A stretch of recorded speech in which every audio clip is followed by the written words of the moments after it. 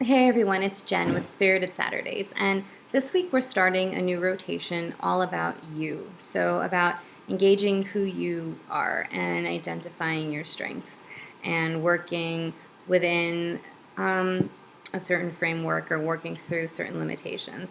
So this week we are talking about how to be true to yourself despite any given thing, like any kind of circumstance or situation or limit that isn't self-imposed but that might be objective. So I wanted to start talking about something that I went through, some limits that I felt that I had, which ended up not being actual limits, but they felt real. They felt like limits at the time. So, and the other thing I want to talk about is how to kind of work with yourself when there are others in your life telling you it's impossible to do something. So those are the two things I'm going to explore here.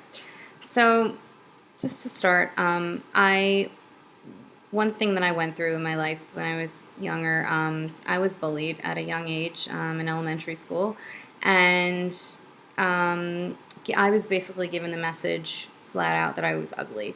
Um, and so I really accepted that as fact. So when I say this wasn't a self-imposed limitation, it was really hugely situational, and I was surrounded by this message all the time.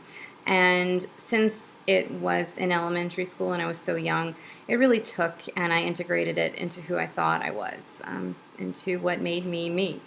So like I said, this was a perceived limitation, but I didn't know that, so I thought it was a real limitation. And I thought that because I was ugly, that I couldn't be accepted. And so it only seemed logical that I should try to change those things about myself that made me ugly, and that people pointed out, so I knew what they were. But instead of saying, at the time I didn't do this, later I learned to do this, but first of all, instead of trying to change those things about myself that I was told were ugly, I had to flip that and realize that, all right, what they were saying might not have been true, and I had to relearn how to see myself. So that was one thing. But the other thing is I just wanted to be accepted.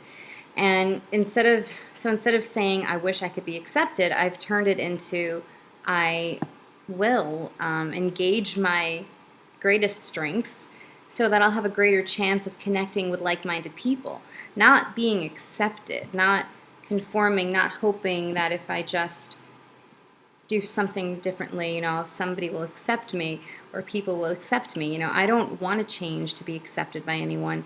I want to engage myself as authentically as possible to cultivate the most authentic relationships. So one of the ways I coped with being bullied was my writing, and I ended up integrating the pain of that experience into my creative endeavors later, the writing and then the music. So I took that and I built it and I morphed it into a strength. And so I think that what can seem like a limitation might end up being a source of strength. You might end up coming out, you probably will end up coming out stronger than you ever thought you could be. And cultivating it into something very unique about yourself. At first it may have been a survival tool, but then over time it might actually evolve into something that you're really proud of about yourself and that you're proud to connect with others through. And so how do you engage your true strength and what makes you you? And when you really work on that, when you really think about it, you have to own it, because nobody else can be you, which I think is great. You can't be anybody else, so nor should you want to, and that took me a very long time to realize, because this whole thing made me have a lot of problems with identity and kind of feel like I had none. So but of course I came to find out that I was a person and I was real, and I had things about me that were authentically me. So that you've got to own. You can't be anyone else and no one else can be you. So recognize what makes you you and work it. The other thing I want to talk about is people telling you something is impossible to do, and how to like really deal with that, and how I kind of dealt with that. So tell yourself that just because people in your life tell you it's impossible to do something, or make you feel less able to do that, or make you doubt yourself, know that often their words don't carry any merit. If they didn't say those things and you went on trying to do what you want to do without even knowing that others were out there that thought you might fail, you would find out for yourself. You would find out by your own methods, by your own tried and true, process. You would find out your own limitations, and or lack of limitations. And there's a cat meowing. This cat is limitless. I don't know what that means. You could non-judgmentally work with your limitations, work within that framework, whatever that means. Sorry, we want to make a guest appearance. Okay. Oh, Marmars. Oh, that was bad. Sorry about that. Okay. Oh, sorry, guys. Okay. So whether that means accepting your limitations or trying to get past them, you could figure that out for yourself.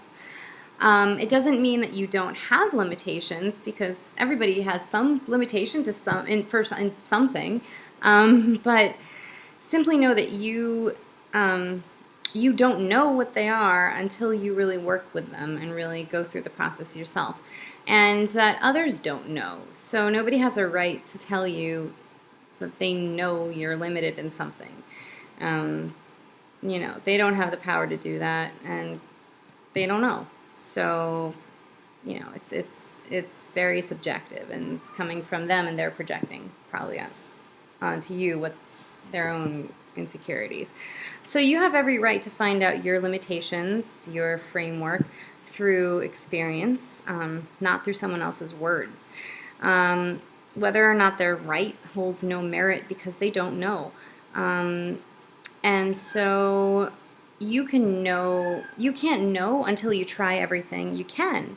And then if you still can't get past a certain point, accepting that and working within that framework and knowing it's okay is the thing to do.